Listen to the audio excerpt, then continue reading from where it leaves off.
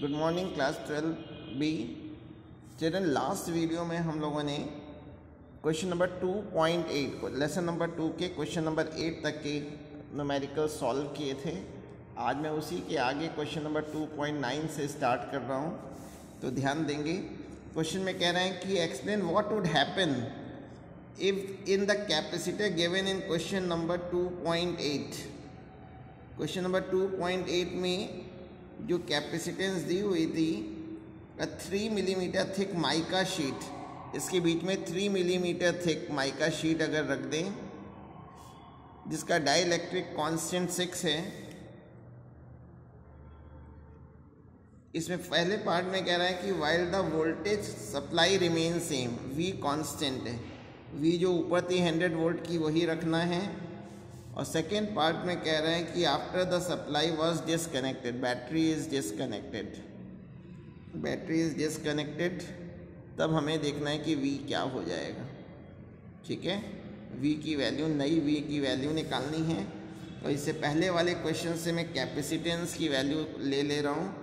पहले वाले से आया था 18 पिको फैरेड था, 17.708 इंटू 10⁻⁻12 पिको फैरेड सॉल्व किया था हम लोगों ने। ठीक है ना। तो अगर V की वैल्यू सेम है चिल्ड्रन, तो डाइलेक्ट्रिक को स्लैब को जब हम रखेंगे थिकनेस की, तो कैपेसिटेंस तो हमेशा K टाइम्स हो जाए। एयर में कैपेसिटेंस 18 पिको फैरेड थी, तो जब डाइलेक्ट्रिक रख देंगे तो K टाइम्स इंक्रीज हो जाएगी। तो 6 इंटू 18 मीन्स 108 पिको फैरेड हो गई नई कैपेसिटेंस। और चार्ज कितना हो जाएगा, अगर मुझे चार्ज भी पता करना है, चार्ज अगर निकालें तो Q is equal to CV। Question में कह रखा है कि V चेंज नहीं हुआ है, तो 108 इंटू 10⁻12 और V की वैल्यू है 100। क्योंकि इसको मैं सॉल्व कर लूँ तो ये 1.08 इंटू 10⁻8 हो जाएगा कूलम। ना इसका B पार्ट को कह रहा है कि बैटरी इज डिसकनेक्टेड। जब बैटरी को डिसकनेक्ट कर देते हैं, जब बैटरी को डिसकनेक्ट कर दिया जाता है तो उस केस में चार्ज नहीं बदलता, चार्ज की वैल्यू वही रहती है। तो चार्ज की वैल्यू जो ऊपर सॉल्व करी है कितनी, 1.08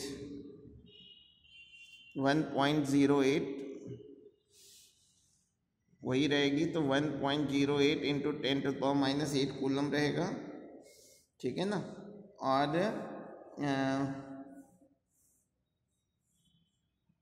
कैपेसिटेंस हम ऊपर निकाल ही चुके हैं। कैपेसिटेंस की वैल्यू 108 पिको फैरेड आ गई थी, इसको मैंने फैरेड में चेंज कर लिया। तो इससे वोल्टेज निकाल सकते हैं, V is equal to Q/C। अगर इसको सॉल्व करेंगे तो Q की वैल्यू तो 1.08 into 10⁻⁻8 upon 108 into 10⁻12।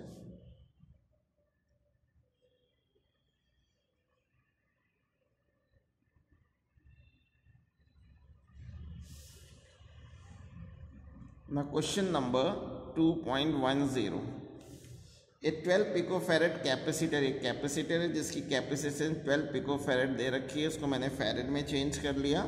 Is connected to 50 volt battery. How much electrostatic energy is stored in a capacitor. तो एनर्जी का फॉर्मूला सिंपल फॉर्मूला है 12 CV²। सब कुछ मालूम है, पुट कर दीजिए, सॉल्व कर लीजिए, तो आंसर 1.5 इंटू 10⁻8 जूल आ जाएगा। क्वेश्चन नंबर 11 2.11 कह रहे हैं 600 पिको फैरेड कैपेसिटर, एक कैपेसिटर है जिसकी कैपेसिटेंस 6 पिको फैरेड दे रखी है, इस चार्ज बाय 200 वोल्ट। इस कैपेसिटर की कैपेसिटेंस मालूम है, उसको जितने वोल्ट से चार्ज किया है वो बता रखा है। It is then disconnected from the supply and is connected to another uncharged capacitor of 600 pico farad. एक दूसरा कैपेसिटर है लेकिन वो अनचार्ज है, जब चार्ज ही नहीं है तो पोटेंशियल डिफरेंस नहीं होगा। तो how much electrostatic energy is loss in this process. Loss of energy का हम लोग ने एक फॉर्मूला पढ़ा था, क्या था, C1 upon 2 C1 plus C2 V1 minus V2 whole square. ये डायरेक्ट फॉर्मूला होता है, तो सबकी वैल्यू रख दीजिए। ये पिको फेरेड में है तो इसको हम चेंज कर लेंगे, और C1 C2 के इक्वल है तो मैं ये लिख सकता हूँ C²/2 into 2C V1 minus V2 whole square. ये C1 कट गया तो C/4, C की वैल्यू है 600 into 10⁻12/4 V1 minus V2, V है 2 इंटू 10⁻2, इसका स्क्वायर करेंगे तो 4 इंटू 10⁻4, 4 से 4 कैंसिल हो गया, 4 और 2 6, तो 6 इंटू 10⁻6 जूल आंसर हो जाएगा। इतनी एनर्जी लॉस होगी। Now question number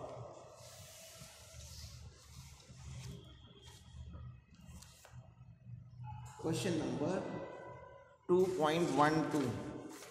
question number 2.12 कह रहे हैं charge of 8 millicoulomb is located at the origin.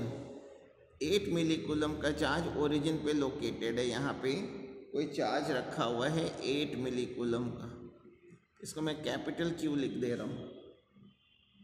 The work, calculate the work done in taking a small charge of -2 into 10⁻9 coulomb from A point P। ये मैं Z axis ले ले रहा हूँ,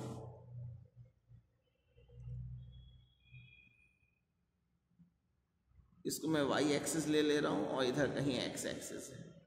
तो आपको एक पॉइंट दे रखा है कि जिसमें एक कोई चार्ज है, जिस चार्ज की वैल्यू इन्होंने बता दी कि 2 माइनस में दिए, -2 into 10⁻9 coulomb from A point P। P के कोऑर्डिनेट है 003 सेंटीमीटर। इसको P से Q तक ले जाना है। Q Z Y एक्सिस पे है, जिसकी कोऑर्डिनेट 040 है। वाया R, एक R पॉइंट है जिसके कोऑर्डिनेट जो YZ प्लेन पे है, यानी यहाँ कहीं पे होगा, जिसके कोऑर्डिनेट दे रखे हैं 069 सेंटीमीटर। तो आपसे कह रहे हैं कि इस चार्ज को, इस नेगेटिव चार्ज को P से Q तक ले जाना है, कितना वर्क करना पड़ेगा। तो आपको मालूम है कि जो इलेक्ट्रोस्टैटिक फोर्स होता है, इलेक्ट्रोस्टैटिक फोर्स कंजर्वेटिव फोर्स होता है। इलेक्ट्रोस्टैटिक फोर्स इज कंजर्वेटिव, और जो कंजर्वेटिव फोर्सेस होते हैं वो पाथ से इंडिपेंडेंट होते हैं। So it is independent from path. तो बस इनिशियल पोजीशन और फाइनल पोजीशन पे डिपेंड करेगा। तो अगर मुझे P से Q तक में वर्क डन निकालना है, P से Q तक में वर्क डन निकालना है, तो हम लोग P और Q के बीच में पोटेंशियल एनर्जी अगर निकाल लें, पोटेंशियल एनर्जी निकाल ले रहे हैं, तो पोटेंशियल एनर्जी निकाल लेते हैं P और Q सिस्टम के बीच में। फॉर्मूला होता है 1/4πε0 Q into capital Q upon 1/RQ minus 1/RP। तो 1/4πε0 की वैल्यू तो 9 इंटू 10⁻9 हो गई। स्मॉल q की वैल्यू है 2 इंटू 10⁻⁻9 विथ साइन वैल्यू रखने हैं।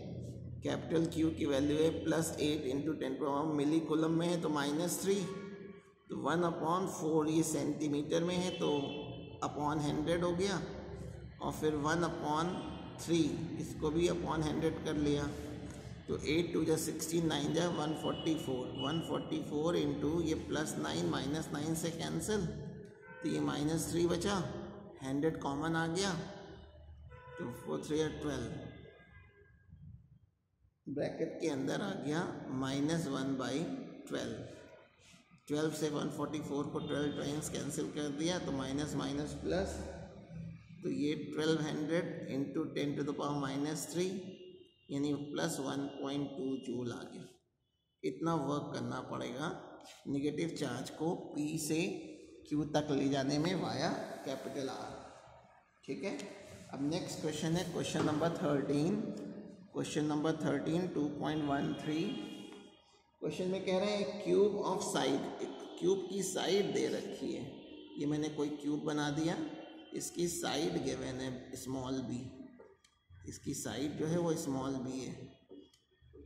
ठीक है, determine the potential and electric field due to this charge array at the centre. इसके सेंटर पे हमें दो चीज़ें निकालनी है। एक तो पोटेंशियल निकालना है और दूसरा इलेक्ट्रिक फील्ड निकालना है। इलेक्ट्रिक फील्ड और पोटेंशियल सेंटर पे आपको कैलकुलेट करना है, ओ पे कैलकुलेट करना है।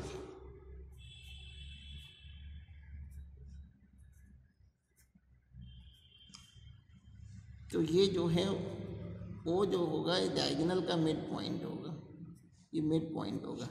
तो सबसे पहले डायगोनल निकाल लें।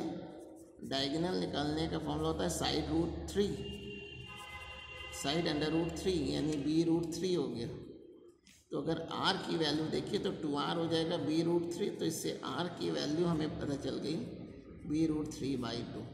ना अगर इलेक्ट्रिक पोटेंशियल निकालना है बेटा तो इसमें 8 वर्टिसेस होंगे, 1 2 3 4 5 6 7 और 8। तो ओ पे पोटेंशियल निकालने के लिए 1/4πε0 8q/r, ठीक है। तो 8 9 जो 72 इंटू 10⁻9, क्यू की वैल्यू है, क्यू की वैल्यू क्यू के ही फॉर्म में आंसर निकालेंगे और आर की वैल्यू है बी रूट 3/2, तो 2 ऊपर आ जाएगा। तो 2 2 ज़ा 4, 2 7 ज़ा 14, 14 इंटू 10⁻9 अपॉन ये 9 रूट 3/b, तो ये 3 रूट 3 इंटू 144 इंटू 10⁻9/b। और इलेक्ट्रिक फील्ड तो ज़ीरो होगी, इतने वोल्ट इलेक्ट्रिक फील्ड कितनी होगी, 0 होगी।